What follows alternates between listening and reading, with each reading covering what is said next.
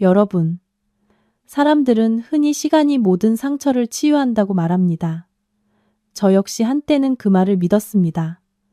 5년, 길지 않은 시간이지만 한 여성이 배신이라는 잿더미 속에서 스스로 일어서서 자신의 삶을 재건하고 평화를 찾기에는 충분한 시간이었습니다. 저는 그 고통스러운 과거가 영원히 잠들 것이라 생각했습니다. 하지만 여러분, 저는 틀렸습니다. 어떤 이들은 우리를 미련 없이 버렸음에도 불구하고 우리가 평온하게 사는 것을 내버려 두지 않습니다. 그들은 참회하기 위해서가 아니라 결코 완전히 아물지 않은 우리의 상처를 다시 한번 짓밟기 위해 돌아옵니다. 그날 오후, 저는 집에 있는 서재에서 일하고 있었습니다. 서울의 중심, 최고급 주상복합 건물의 최상층에 위치한 펜트하우스.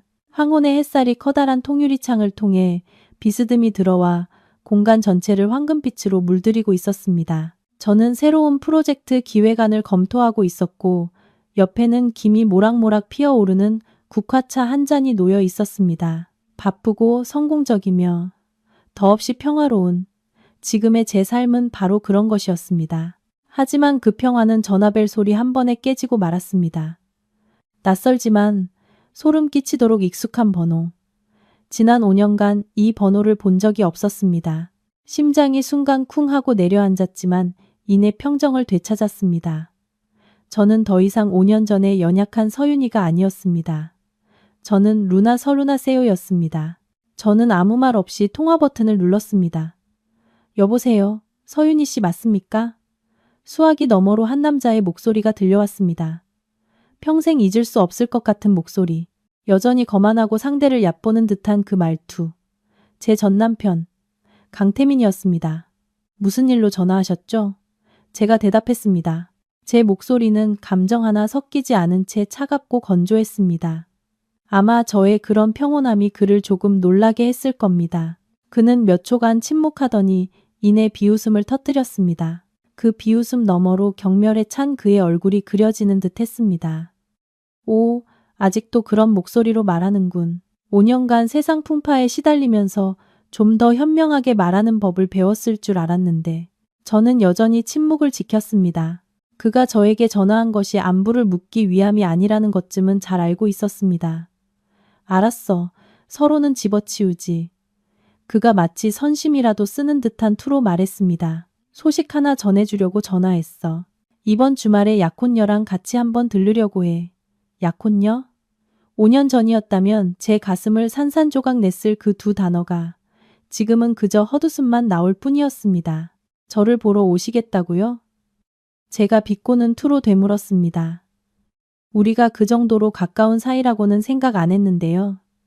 그렇게 강한 척할 필요 없어. 그가 큰 소리로 웃었습니다. 다 알고 있으니까. 아직도 그 허름한 서민 동네에 살고 있지. 아마 남의 집 가사 도우미나 식당 설거지 같은 일로 하루 벌어 하루 살고 있겠지. 참 안 됐군. 그래도 한때 부부였던 정이 있으니 어떻게 사나 보러는 가야지. 도움이 필요한 건 없는지도 좀 보고. 그리고 그가 목소리를 길게 느렸습니다. 내 새 약혼녀, 오유라. 자기가 내가 한때 실수로 선택했던 여자가 어떻게 생겼는지 아주 궁금해하거든. 일종의 자선 활동 삼아 내 식견이나 넓혀주러 가는 셈치지. 역시 그랬습니다. 그는 안부를 물으러 오는 것이 아니었습니다. 그는 과시하고 모욕하고 제가 비참하게 살고 있을 것이라 믿는 모습을 보며 희열을 느끼기 위해 오는 것이었습니다. 저의 비참함을 자신의 행복과 성공의 배경으로 삼고 싶었던 겁니다. 그런 수고까지 하실 필요 없어요. 제가 말했습니다. 제 삶에 당신이 신경 쓸 필요 없으니까요. 에이, 그렇게 사양하지 말고. 그는 여전히 사람을 약 올리는 말투를 유지했습니다. 그렇게 정했으니까. 토요일 오전 10시. 주소나 보내. 숨을 생각은 말고. 내가 한번 찾으려고 마음먹으면 땅속으로 숨어도 소용없으니까. 그의 오만함은 제 인내심의 마지막 한계를 건드렸습니다. 좋습니다. 그가 연극을 보고 싶다면 기꺼이 보여주겠습니다. 하지만 배역은 그가 정하는 것이 아닐 겁니다. 한 가지 생각이 제 머릿속을 스쳐 지나갔습니다. 대담하고 조금은 잔인한 생각. 좋아요. 제가 대답했습니다. 제 목소리는 갑자기 이상할 정도로 다정하게 변해 있었습니다. 그렇게까지 생각해 주신다니 제가 어떻게 거절하겠어요? 주소 받아 적으세요. 서울 송파구 올림픽로 300 시그니엘 레지던스 68층 펜트하우스. 수화기 넘어가 순간 정적에 휩싸였습니다. 강태민의 숨소리가 거칠어지는 것이 똑똑히 들렸습니다. 너 뭐라고 했어? 시그니엘 펜트하우스라고? 그가 자기 귀를 의심하며 더듬거렸습니다. 네, 맞아요. 저는 아주 옅은 미소를 지었습니다. 저 여기서 가사도우미로 일하거든요. 저희 사모님이 아주 좋으신 분이라 제가 손님을 맡는다고 해도 분명 괜찮다고 하실 거예요. 그냥 오세요. 토요일 오전 10시. 기다릴게요. 저는 그가 더 질문할 기회를 주지 않고 전화를 끊어버렸습니다. 전화기를 테이블에 내려놓고 불이 켜지기 시작하는 도시를 바라보았습니다. 강태민, 당신은 스스로 내 덫으로 걸어 들어왔어. 당신이 연극을 보고 싶어 했지. 좋아, 평생 잊지 못할 연극을 보여주지. 당신이 주인공이 되는 가장 비극적인 역할의 연극을. 여러분께서도 이 오만한 전남편의 행동에 분노를 느끼고 그들의 재회가 얼마나 극적으로 펼쳐질지, 강태민 앞에는 어떤 충격이 기다리고 있을지 궁금하시다면 채널 구독과 알림 설정 버튼을 눌러주시기 바랍니다. 왜냐하면 여러분, 이 체스 게임은 이제 막 시작되었을 뿐이니까요. 저는 찻잔을 내려놓고 반짝이는 고층 빌딩들을 향해 먼 시선을 던졌습니다. 강태민의 전화는 고요한 호수에 던져진 돌멩이처럼 지난 5년간 제가 애써 묻어두었던 기억들을 다시 휘저어 놓았습니다. 제가 왜 그토록 침착할 수 있었는지, 왜 그토록 비꼬는 듯한 덫을 놓았는지 이해하기 위해서는 아마도 우리는 시간을 거슬러 7년 전으로 돌아가야 할 겁니다.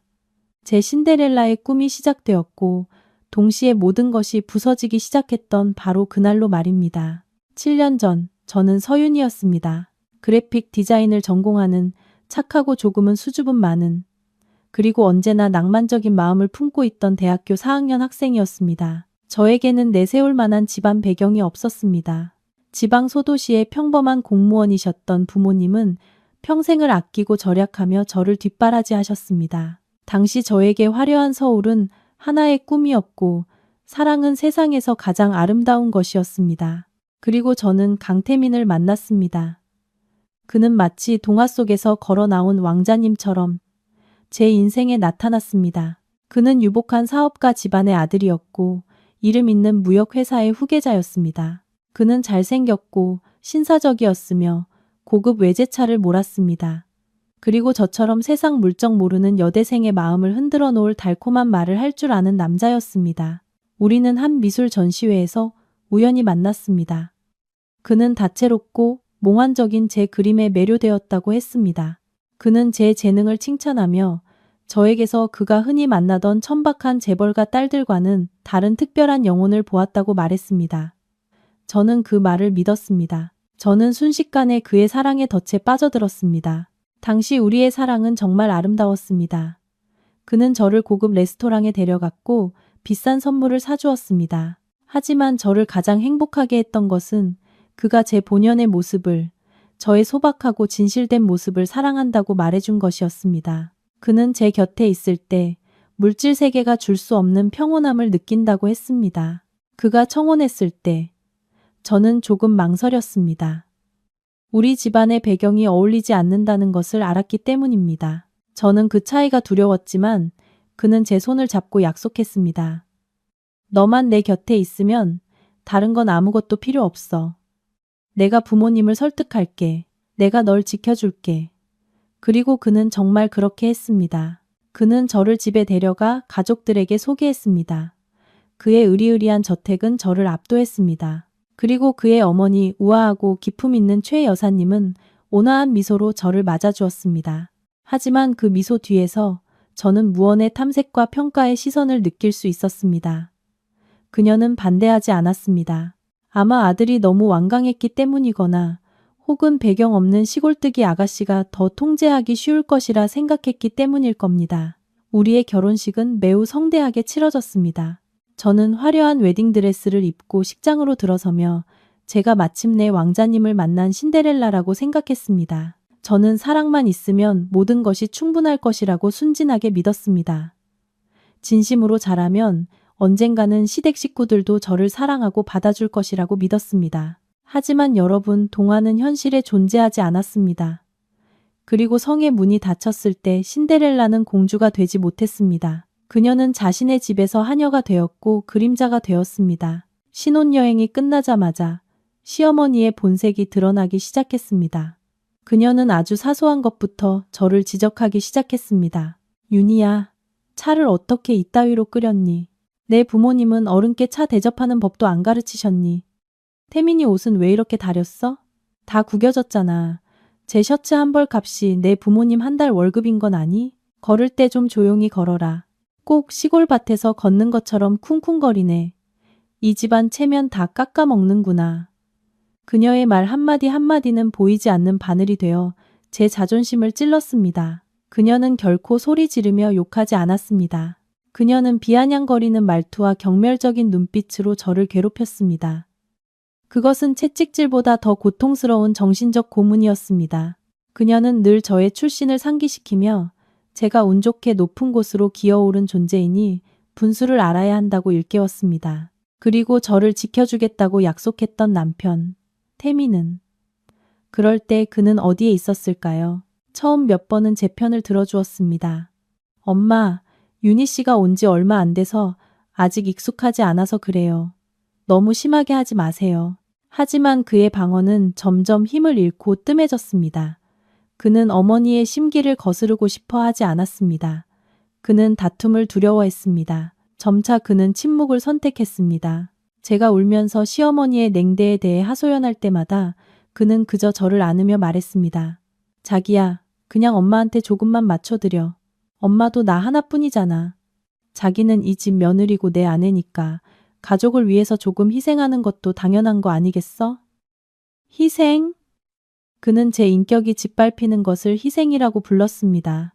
그리고 저는 그를 너무 사랑했기에 어렵게 얻은 이 가정을 잃는 것이 너무 두려웠기에 받아들였습니다. 저는 한 걸음 물러나는 것을, 순종적인 며느리, 침묵하고 복종하는 아내가 되는 것을 받아들였습니다. 저는 평화라는 두 글자를 얻기 위해 제 개성의 불꽃을, 제 꿈을 스스로 꺼버렸습니다. 제 신데렐라의 꿈은 산산조각 났지만 저는 여전히 마음 깊은 곳에서는 저를 사랑한다고 믿었던 왕자님의 이미지를 붙잡으려 애썼습니다.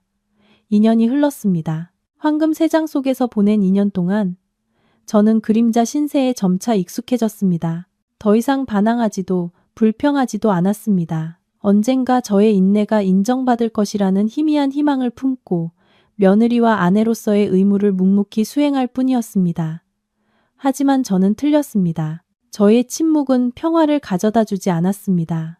그것은 그들이 계속해서 선을 넘도록 방임하고 허락하는 것일 뿐이었습니다. 그리고 가장 먼저 선을 넘은 사람은 다름 아닌 제 남편, 강태민이었습니다. 집에 복종만 하는 아내가 있다는 사실에 익숙해지고 더 이상 잔소리하거나 통제하는 사람이 없다는 것에 익숙해지자 그의 내면에 있던 바람기 많고 경박한 본성이 깨어나기 시작했습니다. 한때는 저 하나뿐이라고 약속했던 그는 외부에서 다른 관계를 맺기 시작했습니다.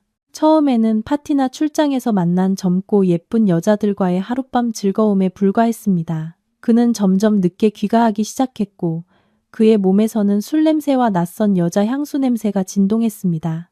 제가 따져 물으면 그는 더 이상 인내심을 갖고 저를 달래주지 않고 버럭 소리를 질렀습니다.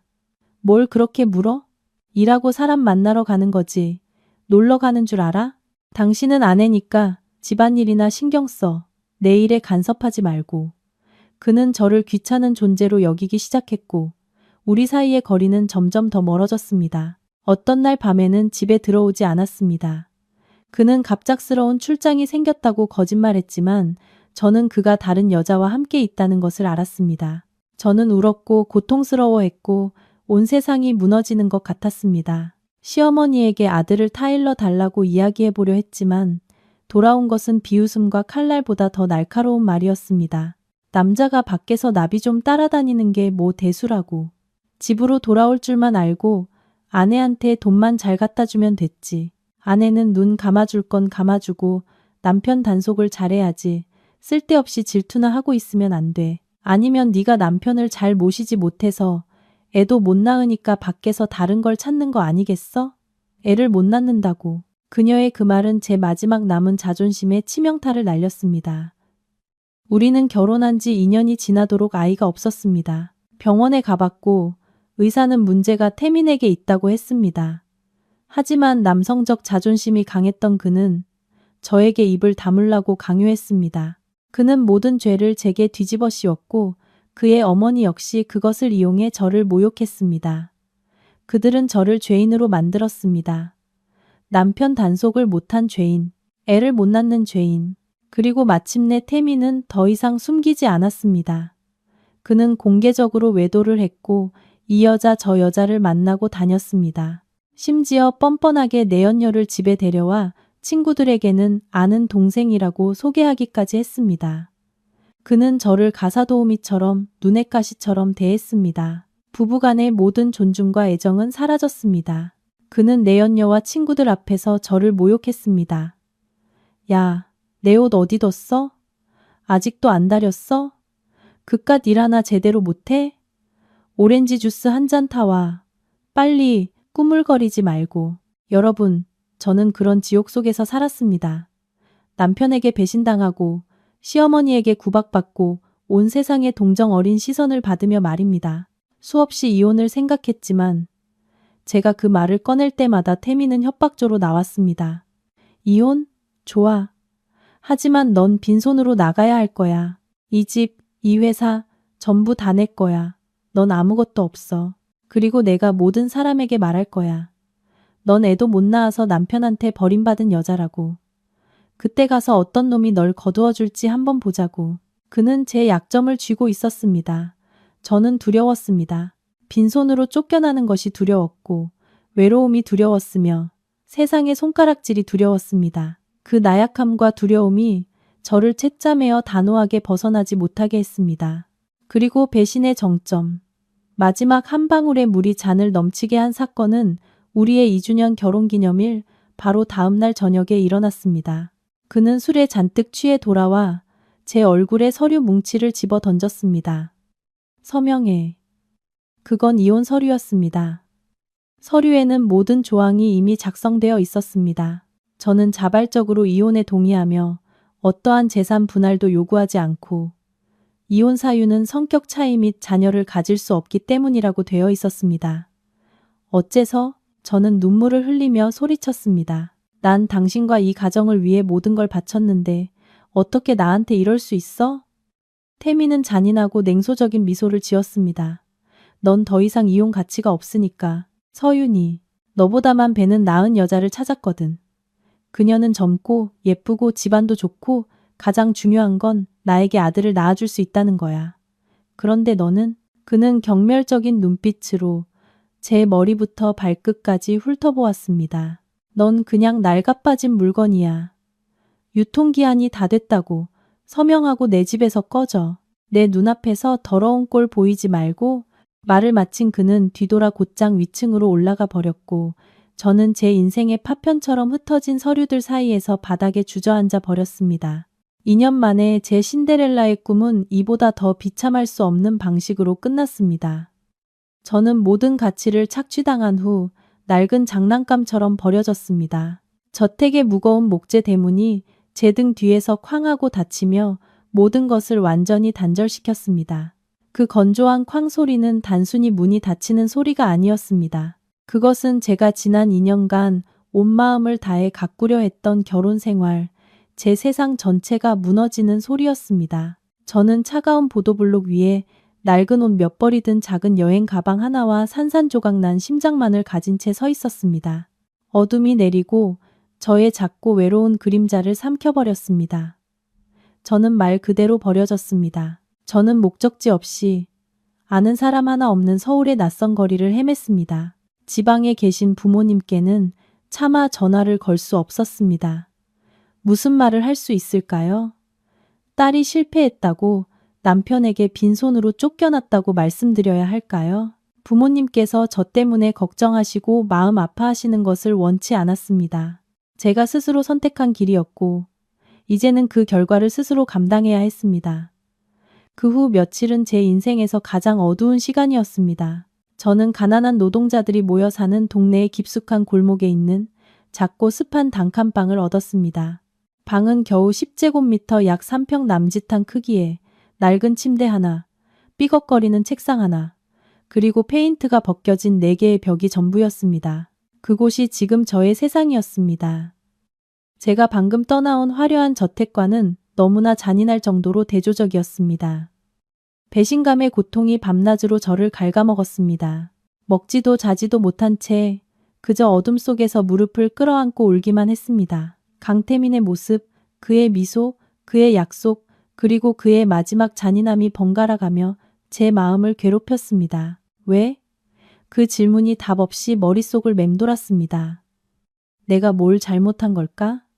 너무 사랑하고 너무 믿었던 것이 잘못이었을까? 아니면 시어머니의 말처럼 애를 못 낳은 것이 잘못이었을까? 자책과 절망이 저를 거의 집어삼킬 뻔했습니다. 죽음을 생각하기도 했습니다. 죽으면 모든 것이 해방될 것 같았습니다.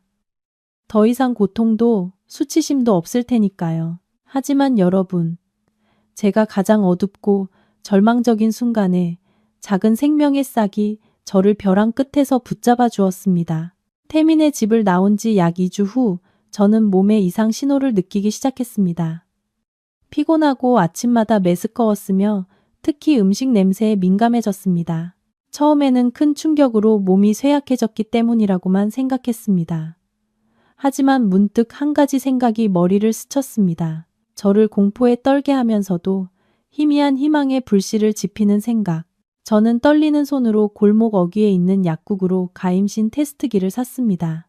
단칸방으로 돌아와 문을 걸어 잠그자 심장이 가슴속에서 미친 듯이 뛰었습니다. 그리고 테스트기에 선명한 2줄이 나타났을 때 저는 바닥에 주저앉아 목 놓아 울었습니다. 임신이었습니다. 제 몸속에 강태민의 아이가 자라고 있었습니다. 그 순간 제 감정은 말로 표현할 수 없을 정도로 복잡했습니다.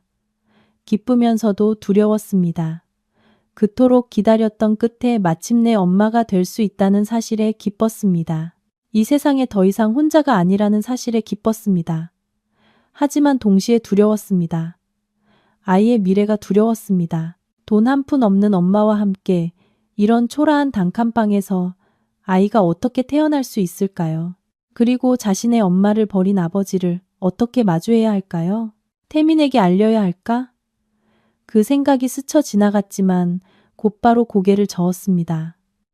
안 돼, 절대 안 돼. 저를 무정하게 버리고 애도 못 낳는다며 모욕했던 남자가 어떻게 이 아이의 존재를 알 자격이 있겠습니까? 그와 그의 가족은 이 아이를 눈의 가시처럼 귀찮은 존재로 여길 것입니다. 아니면 더 나쁘게는 후계자를 얻고 싶다는 욕심에 제게서 아이를 빼앗으려 할지도 모릅니다. 안 돼. 내 아이를 그런 사람들 손에 넘길 수는 없어. 이 아이는 온전히 내 아이야. 하늘이 내게 주신 선물이고 내 어두운 삶의 유일한 빛이야. 바로 그 순간 저는 결심했습니다. 살아야 한다.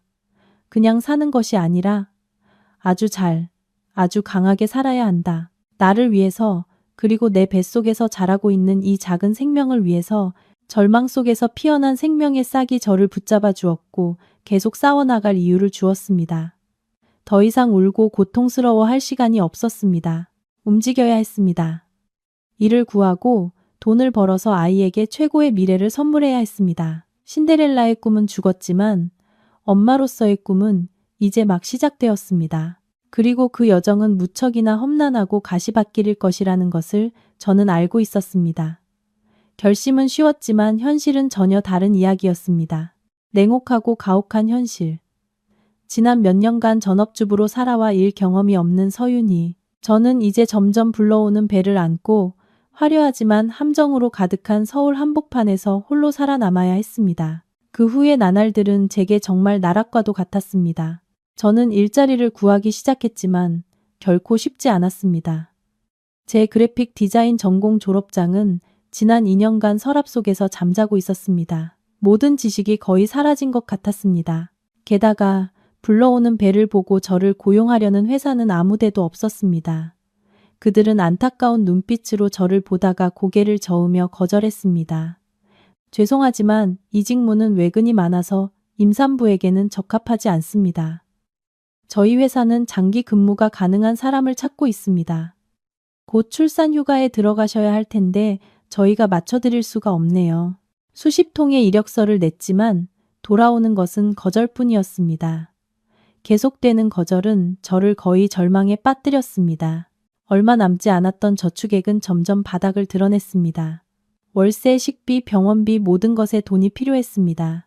아이를 위해 한 푼이라도 아끼려고 점심과 저녁을 빵 한 조각으로 때우는 날도 있었습니다. 막다른 길에 몰린 저는 모든 체면과 자존심을 버려야 했습니다. 더 이상 일을 가릴 처지가 아니었습니다. 돈을 벌 수 있는 일이라면 무엇이든 해야 했습니다. 여러분, 저의 첫 직업은 동네 국밥집에서 설거지를 하는 것이었습니다. 첫날의 그 느낌을 아직도 생생하게 기억합니다. 한때 저택에 살았던 제가 이제는 덥고 비좁은 주방에서 하루 10시간씩 서서 산더미처럼 쌓인 더러운 그릇들과 씨름해야 했습니다. 기름 냄새, 음식물 쓰레기 냄새가 뒤섞여 코를 찔렀고 뱃속에 아이가 요동치며 헛구역질이 났습니다. 고운 음식만 만들던 제 손은 퉁퉁 붓고 굳은 살이 박였으며 언제나 끈적한 세제 거품에 젖어 있었습니다. 식당 주인 아주머니는 까다로운 사람이었고 늘 인상을 쓰며 저를 닥달했습니다. 손 좀 빨리빨리 놀려. 손님들 기다리잖아. 그릇 몇 개 닦는 게 그렇게 힘들어? 저는 그저 입을 다물고 이를 악물고 참았습니다. 눈물이 핑 돌았지만 서둘러 닦아내야 했습니다. 울어서는 안 됐습니다. 약해져서는 안 됐습니다. 몇 주 일하자 배가 점점 불러왔고 오래 서 있는 탓에 다리가 퉁퉁 부어오르고 아팠습니다. 주인 아주머니는 그걸 보고 제가 무슨 일이라도 생겨 귀찮아질까봐 저를 해고했습니다. 저는 다시 실업자가 되었지만 주저앉을 수는 없었습니다. 저는 또 다른 일을 찾아 나섰습니다. 이번에는 아침마다 길거리에서 토스트를 파는 일을 시작했습니다. 매일 새벽 3시에 일어나 부지런히 재료를 준비하고 낡은 손수레를 끌고 골목골목을 누비며 희망 없이 목청껏 외쳤습니다. 어떤 날은 불볕더위 속에서 땀이 옷을 흠뻑 적셨습니다. 어떤 날은 비가 억수같이 쏟아져 처마 밑에 쭈그려 앉아 있어야 했습니다. 팔리지 않는 음식을 보며 마음이 타들어갔습니다. 건물 경비원의 쫓아냄, 다른 노점상들과의 경쟁, 그리고 세상 사람들의 경멸적인 시선과도 마주해야 했습니다. 그들은 만삭의 몸으로 길거리 장사를 하는 저를 동정하면서도 어딘가 천하게 보는 눈빛으로 쳐다봤습니다. 그렇게 수치스럽고 외로운 순간마다 저는 아이를 생각했습니다. 태민과 함께했던 날들이 그리웠습니다. 구박을 받았을지언정 적어도 지붕 있는 집과 따뜻한 밥이 있었습니다. 하지만 이내 뱃속의 아이를 생각하며 힘을 냈습니다. 돌아갈 수는 없었습니다. 계속해서 앞으로 나아가야만 했습니다. 나락에서의 삶은 그 어떤 대학도 가르쳐줄 수 없는 교훈을 제게 가르쳐 주었습니다. 돈의 가치를, 세상의 혹독함을 가르쳐 주었습니다. 그리고 가장 중요한 것은 저 자신도 몰랐던 강철 같은 의지와 끈기를 단련시켜 주었다는 것입니다. 저는 더 이상 과거의 꿈 많고 연약한 서윤이가 아니었습니다. 저는 제 아이를 지키기 위해 무엇이든 할 준비가 된 엄마이자 전사가 되었습니다. 그리고 저는 알았습니다. 아무리 힘들어도 결코 쓰러지지 않을 것이라는 것을. 임신 마지막 몇 달은 가장 힘든 시간이었습니다. 배가 점점 불러와 더 이상 노점상 일을 할 수 없게 되었습니다. 저는 단칸방에 머물며 생계를 위해 소소한 바느질거리를 받아 할 수밖에 없었습니다. 제가 아껴 모은 얼마 안 되는 돈은 곧 다가올 출산 비용에 비하면 턱없이 부족했습니다. 걱정과 외로움이 저를 짓눌러 잠 못 이루는 밤도 많았습니다. 그리고 마침내 출산일이 다가왔습니다. 저는 혼자 오토바이 택시를 타고 산부인과 병원으로 가야 했습니다. 손에는 작은 신생아 용품 가방 하나와 자연분만 비용을 겨우 감당할 수 있는 적은 돈뿐이었습니다. 진통은 거의 하루 동안 계속되었고 제 모든 기력을 소진시켰습니다. 하지만 아들의 첫 울음소리를 들었을 때, 작고 붉은 생명체를 품에 안았을 때 제 안의 모든 고통과 서러움이 눈 녹듯 사라졌습니다. 제게 아이가 생겼습니다. 살아갈 이유, 싸워나갈 이유가 생겼습니다. 저는 아이의 이름은 켄이라고 지었습니다. 아들의 인생이 늘 강하고 굳건하기를 바라는 마음에서 지은 단순한 이름이었습니다. 출산 후 저는 돈이 부족해 이틀 만에 퇴원을 신청해야 했습니다. 좁고 비좁은 단칸방에서의 산후조리는 정말 악몽 같았습니다. 혼자서 신생아를 돌보며 제 몸도 챙겨야 했습니다. 아이가 밤새 울 때면 저도 그저 아이를 끌어안고 함께 울 뿐이었습니다. 저는 무력감을 느꼈고 육체적으로나 정신적으로나 완전히 지쳐 있었습니다. 몸무게가 거의 15kg이나 빠졌고 깡마르고 창백해져 생기라고는 찾아볼 수 없었습니다. 제 인생이 영원히 이 어두운 수렁에 잠겨 있을 것이라고 생각했습니다. 하지만 여러분, 바로 그 절망의 순간 터널 끝에서 한 줄기 빛이 나타났습니다. 운명의 우연이 제게 귀인을 제 인생을 완전히 바꿔놓을 사람을 데려다 주었습니다. 그날 켄은 생후 2개월이 거의 다 되었습니다. 아이가 고열에 시달리며 몸이 불덩이 같았고 계속해서 울며 보챘습니다. 저는 겁에 질려 아이를 안고 골목으로 뛰쳐나가 아이를 병원에 데려가기 위해 필사적으로 택시를 잡으려 했습니다. 하지만 쨍쨍 내리쬐는 한낮, 작은 골목은 텅 비어 있었고 저는 아이를 품에 안고 눈물을 흘리며 서서 극심한 무력감을 느꼈습니다. 바로 그때 고급스러운 검은색 세단 한 대가 골목으로 들어왔습니다. 아마 길을 잃은 듯 했습니다. 차는 제 바로 앞에 멈췄습니다. 차창이 내려가고 정장을 말끔하게 차려입은 한 남자가 길을 물으려는 듯 고개를 내밀었습니다. 하지만 그의 시선이 눈물로 얼룩진 제 얼굴에 닿았을 때 그는 순간 멈칫했습니다.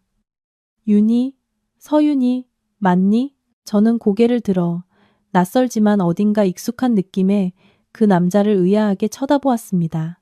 그는 서둘러 차 문을 열고 내렸습니다. 그가 선글라스를 벗었을 때 저는 짧게 자른 머리, 각진 얼굴, 그리고 특히 총명하고 따뜻한 그 눈빛을 알아볼 수 있었습니다. 데이비드 김. 저는 더듬거리며 말했습니다.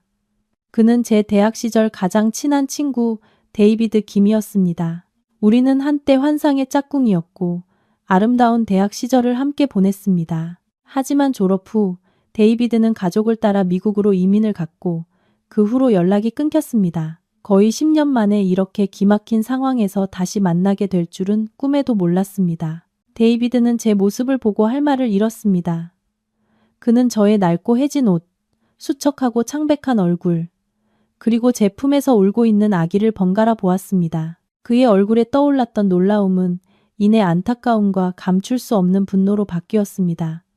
맙소사, 윤희야, 도대체 무슨 일이 있었던 거야? 그는 더 묻지 않고 서둘러 뒷좌석 문을 열었습니다. 일단 타. 빨리. 아기부터 병원에 데려가야지. 도시 최고의 국제병원으로 가는 길에 저는 데이비드에게 모든 것을 털어놓았습니다. 제 결혼 생활, 강태민의 배신, 그리고 제가 겪어야 했던 지옥 같은 나날들에 대해 이야기했습니다. 데이비드는 말없이 운전만 했지만 저는 그의 손가락 마디마디가 하얘질 정도로 핸들을 꽉 쥐고 있는 것을 볼 수 있었습니다. 병원에서 데이비드의 도움 덕분에 켄은 최고의 의사들에게 정성스러운 치료를 받을 수 있었습니다. 다행히 아이는 단순한 바이러스성 고열이었습니다. 해열 치료와 간호를 받은 후 아이는 금세 제 품에서 잠이 들었습니다. 고급스러운 VIP 병실에서 우리 둘만 남게 되자 데이비드는 자리에 앉아 이루 말할 수 없이 복잡한 눈빛으로 저를 바라보았습니다. 그 자식, 그가 이를 갈며 말했습니다. 네가 그런 취급을 당했다니 믿을 수가 없어. 넌 그를 위해 너무 많은 것을 희생했어. 알고 보니 데이비드는 멀리서 항상 저를 지켜보고 있었습니다. 제가 태민과 결혼한 것을 알았지만 제 선택을 존중했고 방해하고 싶지 않았다고 했습니다. 제 삶이 그렇게 비참할 줄은 몰랐다고 말했습니다. 계속 이렇게 살 거야, 윤희야? 그가 걱정스러운 목소리로 물었습니다. 이런 환경에서 혼자 아이를 키울 수는 없어. 내가 도와줄게. 돕는다고? 어떻게? 나한테 돈이라도 주게? 제가 씁쓸하게 웃었습니다. 동정은 필요 없어, 데이비드. 알아. 데이비드는 제 눈을 똑바로 쳐다보았습니다. 돈을 주려는 게 아니야. 돈보다 훨씬 더 귀한 걸 줄게. 바로 기회야. 네가 스스로 일어서고 잃어버린 것들을 되찾고 내 아들을 위해 미래를 만들어갈 기회. 그 기회를 잡을 용기가 있어? 그의 말, 그의 믿음 가득한 눈빛이 제 안에 희망의 불꽃을 지폈습니다. 이미 오래전에 꺼져버렸다고 생각했던 불꽃이었습니다. 저는 품에 안겨 잠든 아들을 내려다보았습니다. 그래, 난 쓰러질 수 없어. 이 아이를 위해서 더 강해져야 해. 나, 용기 있어. 저는 떨리지만 단호한 목소리로 대답했습니다. 터널 끝에서 빛이 보이기 시작했습니다. 그리고 저는 알았습니다. 이 순간부터 제 인생은 결코 예전과 같지 않을 것이라는 것을. 저의 재탄생 여정은 이제 막 시작되었습니다. 그 운명적인 재회 이후 데이비드는 저와 켄을 더 이상 그 습한 단칸방으로 돌려보내지 않았습니다. 그는 우리를 위해 모든 편의시설이 갖춰진 고급 서비스 레지던스에 임시로 머물게 해주었습니다. 몇 달 만에 처음으로 켄은 푹신한 침대에서 잠을 자고 따뜻한 물로 목욕을 할 수 있었습니다. 평화롭게 잠든 아들을 보며 제 마음은 무한한 감사함으로 가득 찼습니다. 하지만 데이비드는 이것이 단지 일시적인 도움일 뿐이라고 분명히 말했습니다.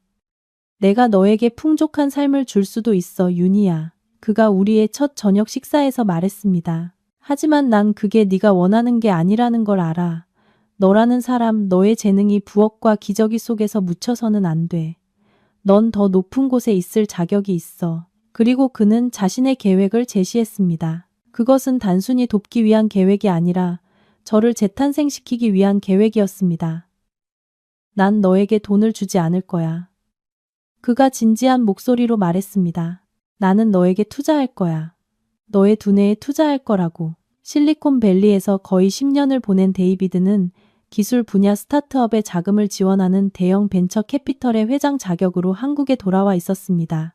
그는 저를 불쌍한 여자가 아닌 놓쳐버린 잠재력으로 보았습니다. 대학 시절에 네가 가장 머리가 좋았다는 걸 아직도 기억해. 누구보다 논리적이고 분석 능력이 뛰어났지. 단지 네가 너무 낭만적이어서 이성 대신 감성을 택했을 뿐이야. 그가 웃으며 말했습니다. 이제는 너의 이성이 목소리를 낼 때가 됐어. 여러분, 저의 재탄생 여정은 그렇게 시작되었습니다. 결코 쉽지 않았습니다. 그것은 제가 설거지를 하던 시절보다 훨씬 더 힘든, 끊임없는 학습과 노력의 과정이었습니다. 첫 단계로 데이비드는 켄을 돌볼 전문 가사 도우미와 베이비시터를 고용하여 제가 집안일에서 완전히 해방될 수 있도록 해주었습니다. 이제 네가 할 일은 기저귀 가는 게 아니라 공부하는 거야. 그가 말했습니다. 그리고 저는 공부했습니다. 저는 불나방처럼 공부에 매달렸습니다. 데이비드는 저를 위해 재무관리, 마케팅 전략, 기업법에 이르기까지 수많은 속성 비즈니스 과정에 등록시켜 주었습니다. 낮에는 수업을 듣고 밤에는 그가 가져다 준 수많은 책에 파묻혔습니다. 저는 읽고 곱씹고 지난 몇 년간 놓쳐버린 지식을 메우기 위해 필사적으로 노력했습니다. 하지만 데이비드는 저에게 이론만 가르치지 않았습니다.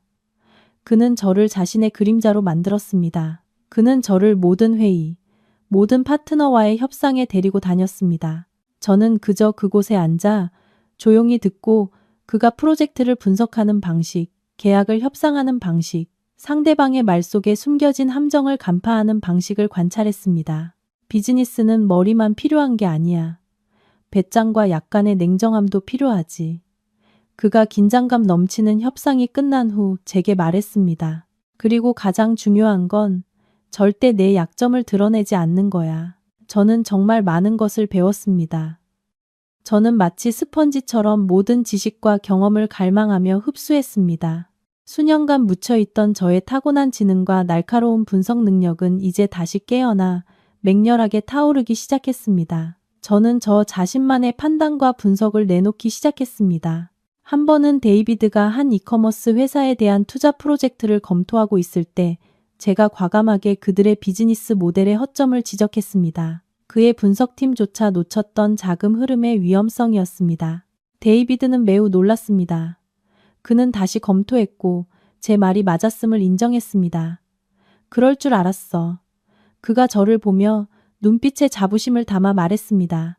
넌 이런 일을 하기 위해 태어났어, 윤희야. 그의 인정은 제게 엄청난 자신감을 불어넣어 주었습니다. 저는 더 이상 소심하고 자존감 낮던 서윤이가 아니었습니다. 저는 제 자신의 가치를 되찾기 시작했습니다. 6개월간의 속성 학습과 훈련 끝에 데이비드는 결정을 내렸습니다. 이제 제가 실전에 나설 때가 되었다고. 그는 제게 첫 번째 임무, 진정한 시험대를 주었습니다. 이건 모바일 게임 스타트업인 스타라이트의 서류야. 그가 테이블 위에 서류 뭉치를 올려놓았습니다. 제품은 잠재력이 아주 좋지만 자금이 바닥나서 파산 직전이야. 네가 우리 펀드 대표 자격으로 회사를 인수하고 구조조정해서 다시 일으켜 세웠으면 좋겠어. 저는 깜짝 놀랐습니다. 저 혼자요? 그래, 너 혼자. 데이비드가 고개를 끄덕였습니다. 나는 개입하지 않을 거야. 이건 너의 졸업시험이야. 네가 뭘 배웠는지 나에게 보여줘. 그것은 도박이었습니다. 투자금뿐만 아니라 제 미래까지 걸린 도박. 하지만 저는 더 이상 두렵지 않았습니다. 저는 그 도전을 받아들였습니다. 저의 재탄생 여정은 이제 새로운 장으로 넘어가야 할 때였습니다. 제가 더 이상 학생이 아닌 제 자신의 배를 직접 조종하는 선장이 되는 장으로 말입니다. 이건 너의 졸업시험이야. 네가 뭘 배웠는지 나에게 보여줘. 데이비드의 말은 신뢰이면서 동시에 엄청난 압박감이었습니다. 그는 제 손에 파산 직전의 회사 운명뿐만 아니라 제 자신의 미래까지 맡긴 것이었습니다. 이것이 제 가치를 증명하고 실패한 여자라는 그림자에서 벗어날 유일한 기회임을 알았기에 저는 스스로에게 패배를 허락할 수 없었습니다. 그 후 며칠 동안 저는 미친 듯이 일에 매달렸습니다. 스타라이트의 임시 사무실에서 거의 먹고 자다시피 했습니다. 낮에는 젊고 열정 넘치는 직원들과 함께 일하며 그들의 사기를 북돋으려 애썼고 밤에는 혼자 끝없이 이어지는 적자 재무보고서와 씨름하며 칠흑 같은 어둠 속에서 한 줄기 빛을 찾으려 노력했습니다. 스타라이트라는 회사는 정말 혼돈 그 자체였습니다. 창의적인 게임 제품은 있었지만 경영과 사업 운영 면에서는 완전히 취약했습니다. 자금은 고갈되었고 직원들은 의욕을 잃었으며 창업자들은 서로를 탓하며 다투고 있었습니다. 누가 봐도 이미 가라앉아 구조가 불가능한 배라고 말할 상황이었습니다. 하지만 저는 그렇게 생각하지 않았습니다. 저는 그곳에서 붕괴가 아닌 기회를 보았습니다. 저는 데이비드가 가르쳐준 지식과 저의 타고난 날카로움을 결합했습니다. 성급하게 누구를 해고하는 대신 한 사람 한 사람과 마주 앉아 그들의 어려움과 속마음을 들었습니다. 저는 재무뿐만 아니라 기업 문화까지 아우르는 전면적인 구조조정 계획을 세웠습니다. 불필요한 비용을 절감하고 채권자들과 재협상했으며 가장 중요하게는 그들에게 새로운 믿음과 비전을 심어주었습니다. 우리는 게임을 파는 것이 아닙니다. 제가 첫 회의에서 말했습니다. 우리는 꿈을, 경험을 파는 것입니다. 그리고 그러기 위해서는 먼저 우리 자신이 그 꿈을 믿어야 합니다. 그리고 기적이 일어났습니다. 불과 3개월 만에 저의 지휘 아래 스타라이트는 수렁에서 벗어났습니다. 개선 후 완전히 새로운 마케팅 전략으로 재출시된 게임은 예기치 않게 데이트를 쳤습니다. 다운로드 수가 폭발적으로 증가하고 매출이 들어오기 시작했습니다. 회사는 적자에서 벗어났을 뿐만 아니라 흑자를 내기 시작했습니다.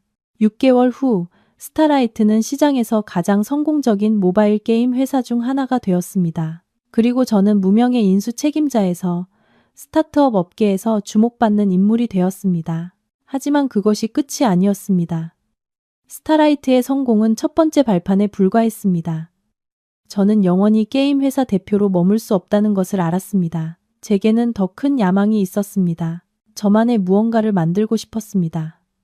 그리고 그때 루나 서라는 이름이 탄생했습니다. 저는 과거에 연약하고 사랑에 목매던 서윤이를 영원히 잠재우기로 결심했습니다. 이 길을 계속 걸어갈 사람은 새롭고 더 강하고 날카로우며 독립적인 버전인 루나 서일 것이었습니다. 루나는 달을 의미합니다. 차갑고 신비로운 아름다움을 가졌지만 강렬한 매력을 지닌 존재. 저는 완전히 변했습니다. 긴 머리를 자르고 개성 있는 숏컷으로 바꿨습니다. 소박한 옷들을 치우고 권위 있는 분위기를 풍기는 맞춤 정장을 입었습니다. 더 날카로운 화장법을 배우고 협상에서 눈빛으로 상대를 제압하는 법을 배웠습니다. 저는 더 이상 침묵하며 듣기만 하는 사람이 아니었습니다. 저는 제 목소리를 내는 법을 배웠습니다. 강하고 논리적이며 결코 무시할 수 없는 목소리를 말입니다. 데이비드의 지원과 조언을 받아 저는 스타라이트를 더 큰 그룹에 매각하여 막대한 이익을 얻었습니다. 그리고 그 자본으로 저만의 회사인 루나 캐피탈을 설립했습니다. 전략 컨설팅과 금융 투자를 전문으로 하는 회사였습니다. 저는 데이비드의 길을 따라가고 싶지 않았습니다. 단순히 돈을 투자하는 투자자가 되고 싶지 않았습니다. 저는 군사, 동반자가 되어 제 지혜와 경험으로 다른 기업들을 돕고 싶었습니다. 저는 그동안 일하며 알게 되고 신뢰하게 된 최고의 금융 및 마케팅 전문가들로 팀을 구성했습니다. 제 회사는 설립 초기부터 빠르게 명성을 얻었습니다. 우리는 너무 많은 프로젝트를 맡지 않았습니다. 우리는 어려운 거래, 위기에 처한 회사, 아무도 풀지 못하는 까다로운 문제들만 선택했습니다. 그리고 대담한 전략과 날카로운 분석으로 우리는 차례차례 기업들을 되살려냈고 가라앉기 직전의 배들을 강력한 전함으로 바꾸어 놓았습니다. 루나서라는 이름은 점차 비즈니스계의 전설이 되었습니다. 사람들은 제 과거에 대해 잘 알지 못했습니다. 그들은 단지 이 여성이 매우 신비롭고 똑똑하며 결단력 있고 돈의 흐름을 읽는 비범한 능력을 가졌다는 것만 알았습니다. 루나 캐피탈이 개입하는 프로젝트는 무엇이든 반드시 성공한다는 인식이 생겼습니다. 루나서의 탄생은 단순히 이름이나 외모의 변화가 아니었습니다. 그것은 한 인간의 완전한 탈바꿈이었습니다. 번데기 속에 가만히 있던 애벌레에서 저는 스스로 번데기를 깨고 나와 나비가 되어 저만의 하늘을 향해 넓은 날개를 펴고 날아올랐습니다. 그리고 그 날개는 날이 갈수록 더욱 강하고 화려해졌습니다. 그 후 몇 년은 제가 시장의 맥박과 함께 살고 숨쉬었던 나날들이었습니다. 루나 캐피탈은 저의 지휘와 데이비드의 전략적 조언 아래 막을 수 없는 속도로 성장했습니다. 우리는 컨설팅에만 머무르지 않고 잠재력 있는 회사를 직접 투자, 인수, 구조조정하는 분야로 사업을 확장하기 시작했습니다. 작은 컨설팅 회사에서 시작한 루나 캐피탈은 비즈니스계의 누구라도 경계해야 할 새로운 세력이자 명성 있는 투자 펀드로 성장했습니다. 이제 루나서라는 이름은 더 이상 신비롭지 않았습니다. 그것은 성공을 보증하는 하나의 브랜드가 되었습니다. 저는 경제 잡지에 등장하기 시작했고 대규모 경제 포럼에 초청받아 저의 영감 넘치는 창업 스토리를 공유하게 되었습니다. 물론 그 이야기는 제가 교묘하게 각색한 것이었습니다. 저는 여전히 맨손으로 성공을 이룬 여성이었지만 실패한 결혼 생활과 설거지를 하던 과거는 기억의 가장 깊은 곳에 잘 간직해 두었습니다. 성공과 돈은 자연스럽게 저를 따라왔습니다. 더 이상 습한 단칸방에서 살 필요가 없었습니다. 저는 서울에서 가장 호화로운 시그니엘 레지던스 68층에 위치한 펜트하우스를 구입했습니다. 이곳에서 저는 제 발 아래 움직이는 도시 전체를 내려다볼 수 있었습니다. 그것은 과시가 아니라 증명이었습니다. 제 자신의 두 발로 정상에 섰다는 증명. 그리고 가장 중요하게 저는 제 아들 켄에게 가장 풍족한 삶을 줄 수 있게 되었습니다. 아이는 최고의 국제학교에 다녔고 원하는 어떤 재능 수업이든 참여할 수 있었습니다. 아이는 저의 사랑과 헌신적인 베이비시터들의 보살핌 속에서 자랐습니다. 아이는 똑똑하고 영리하며 매우 다정했습니다. 하지만 제가 항상 아이에게 숨겨온 것이 하나 있었습니다. 바로 아이의 아버지에 대한 진실이었습니다. 켄의 마음속에 아빠는 인도주의적 구호 비행 중 희생된 영웅적인 조종사였습니다. 저는 그런 이야기를 지어냈습니다. 매일 밤 저는 아이에게 아빠의 용감함과 친절함에 대해 이야기해 주었습니다. 그것이 거짓말이라는 것을 알았지만 다른 방법이 없었습니다. 제 아들의 순수한 마음속 아버지의 이미지가 자신의 아내와 아이를 무정하게 버린 비열한 사람이 되기를 원치 않았습니다. 언젠가 아이가 충분히 크고 강해지면 진실을 말해줄 날이 올지도 모릅니다. 하지만 지금은 아이에게 맑고 온전한 어린 시절을 지켜주고 싶었습니다. 제 삶은 그렇게 바쁘지만 평화롭게 흘러갔습니다. 저는 모든 것을 가졌습니다. 성공적인 커리어, 돈, 그리고 착한 아들.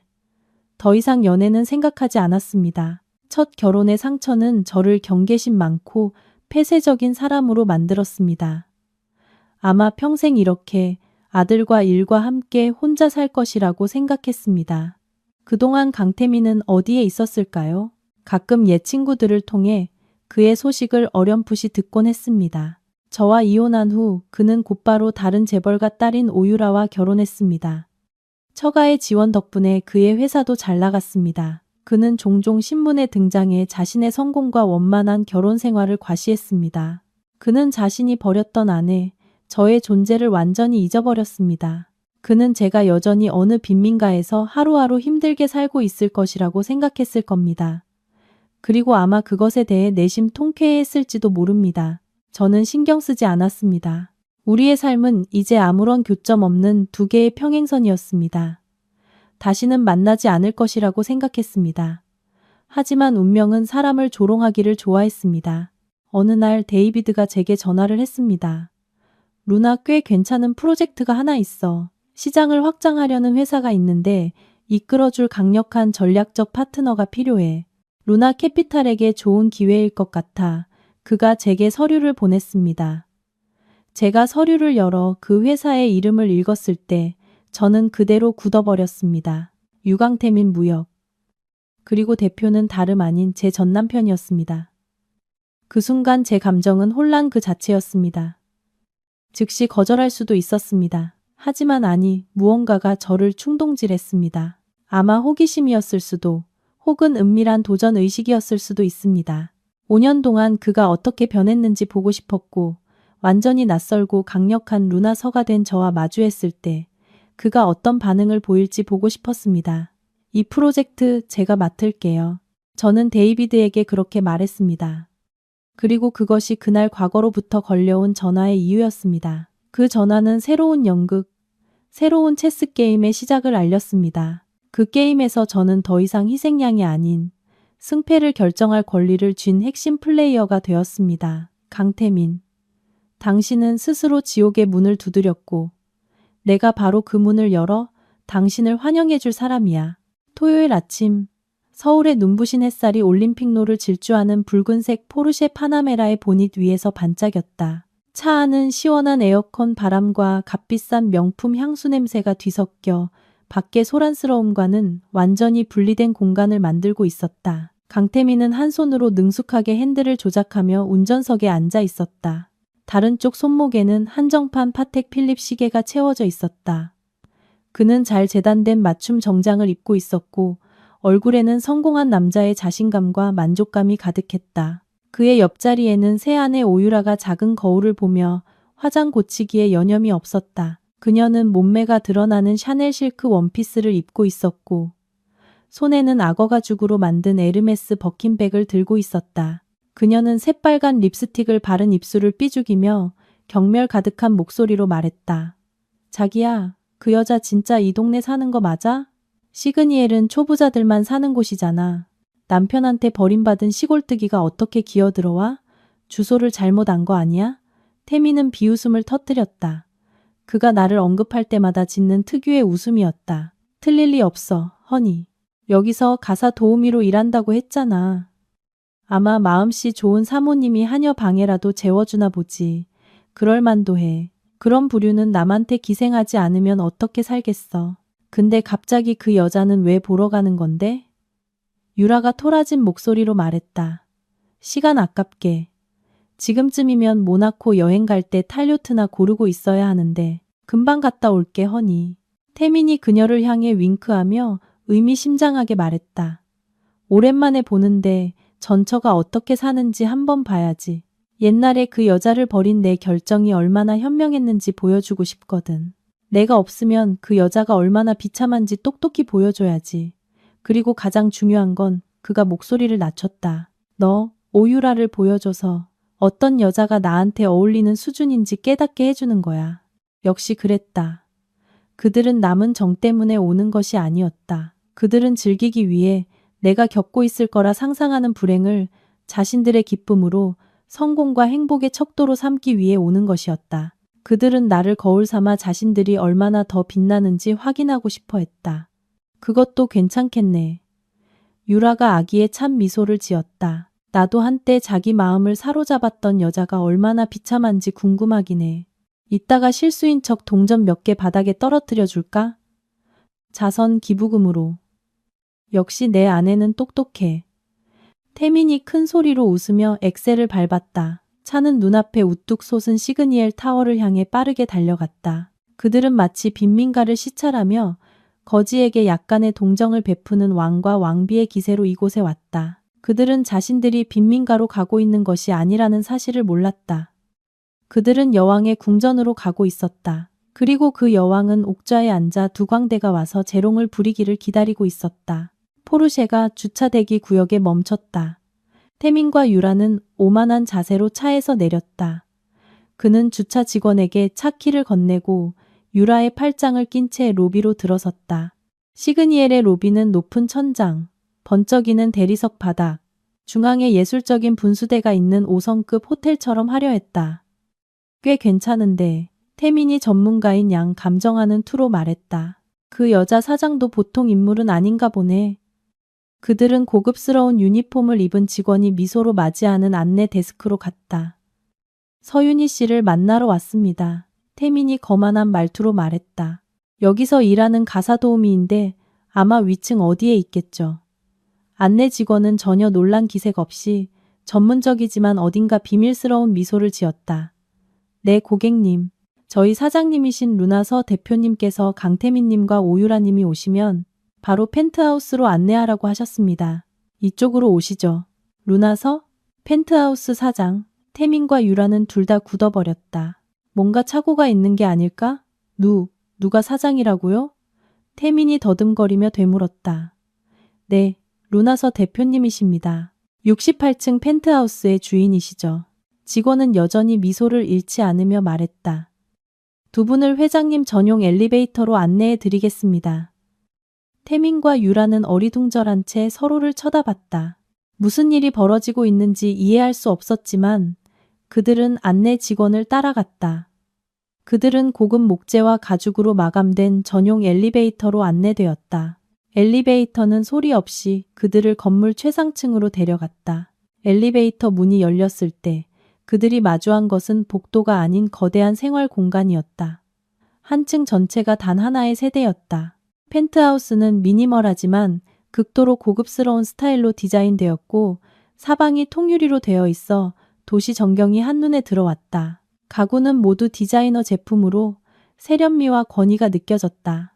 그들은 입을 벌린 채 아무 말도 하지 못하고 서 있었다. 그리고 그때 인피니티 풀이 있는 발코니 쪽에서 한 사람이 걸어 들어왔다. 바로 나였다. 나는 그들이 상상했던 허름한 가사도우미 복장을 하고 있지 않았다. 나는 심플하지만 우아한 디자인의 아이보리색 실크 원피스를 입고 있었고 짧은 머리는 단정하게 손질되어 있었으며 얼굴은 가볍지만 날카로운 화장을 하고 있었다. 나는 더 이상 5년 전에 연약하고 사랑에 목매던 서윤이가 아니었다. 나는 완전히 다른 사람이었다. 나는 거실 중앙에 멍하니 서 있는 그 남녀를 보고 입을 열었다. 목소리는 맑고 부드러웠지만 보이지 않는 무게감이 실려 있었다. 안녕하세요, 강태민 씨. 오유라 씨. 와주셔서 감사해요. 앉으시죠. 상상도 못한 모습과 공간에서 나타난 나의 등장은 강태민과 오유라의 오만함에 첫 번째 충격을 안겼다. 그들은 마치 조각상처럼 미동도 없이 서서 눈을 크게 뜨고 입을 벌린 채 마치 이상한 생물체라도 본 듯 나를 뚫어지게 쳐다봤다. 윤희, 태민이 가장 먼저 더듬거리며 입을 열었다. 네가 왜 여기에? 이 집은 제 집이에요. 나는 설명 없이 간결하게 대답했다. 나는 태연하게 바로 가서 직접 물 3잔을 따랐다. 2잔을 테이블에 놓고 4잔을 들고는 그들 맞은편 소파에 여유롭게 앉았다. 앉으세요. 나의 행동, 나의 태도는 완벽하게 손님을 맞는 주인의 것이었다. 나에게서 뿜어져 나오는 자신감과 권위는 그들을 당황하게 만들었다. 그들은 서로를 쳐다보더니 소파 끝에 조심스럽게 걸터 앉았다. 더 이상 조금의 자연스러움도 찾아볼 수 없었다. 방 안의 공기는 극도로 어색해졌다. 침묵이 숨막히게 이어졌다. 그들이 그려왔던 과시와 모욕의 시나리오는 완전히 무너졌다.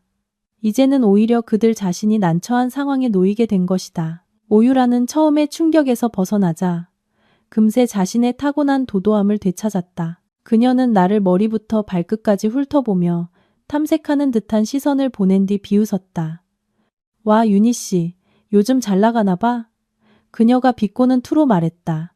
이렇게 호화로운 펜트하우스를 빌려서 살 정도면 돈 많이 들었겠네. 아니면 새로운 스폰서라도 구했나? 그녀는 상황을 수습하고 내가 단지 누군가의 후원을 받는 존재라고 암시하며 나를 깎아내리려 애썼다. 그 말을 들은 태민도 약간의 자신감을 되찾은 듯 했다. 그가 거들었다. 유라야, 그렇게 말하지 마. 윤희도 자존심은 있는 사람이니까. 아마 어떤 부자 사장님 댁에서 집사나 가사 도우미로 일하고 있겠지. 마음씨 좋은 사모님이 손님 맞으라고 집을 빌려주는 건 흔한 일이잖아. 그들은 여전히 내가 스스로 이런 것들을 가질 수 없다는 환상에 매달리려 했다. 그들이 경멸했던 여자가 그들보다 더 높은 위치에 있다는 사실을 받아들일 수 없었던 것이다. 나는 화나지 않았다. 그저 우스울 뿐이었다. 나는 옅게 미소 지었다. 아주 가벼웠지만 깊은 연민이 담긴 미소였다. 관심 가져주셔서 감사해요. 나는 여전히 평온한 목소리로 말했다. 하지만 두 분이 여기까지 오신 게 제 직업을 묻기 위해서가 아닐 텐데요. 나의 말은 그들의 전곡을 찔렀고 그들은 다시 한번 할 말을 잃었다.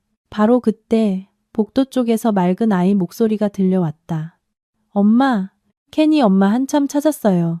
태민과 유라는 모두 깜짝 놀라 뒤를 돌아보았다. 그리고 큰 침실 문이 천천히 열리며 버버리 옷을 입은 5살쯤 되어 보이는 통통하고 귀여운 남자아이가 달려나왔다. 아이는 검은 곱슬머리에 크고 동그란 검은 눈동자를 가졌고 특히 그 얼굴, 그 이목구비는 강태민과 물방울 2개처럼 똑 닮아 있었다.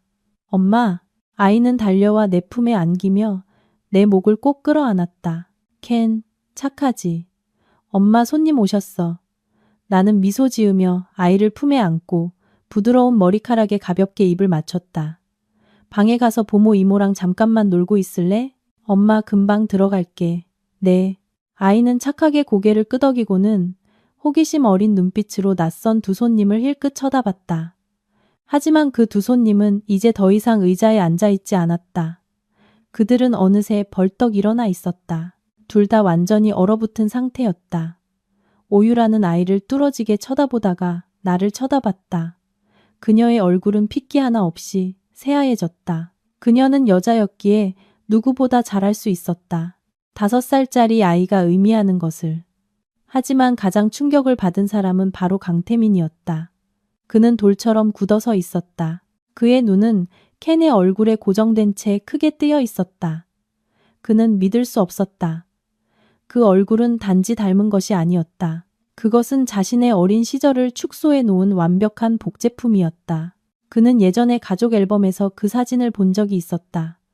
그의 몸속에 피가 새는 것 같았다. 그는 나를 보고 다시 아이를 보며 입술을 달싹였지만 말을 잇지 못했다.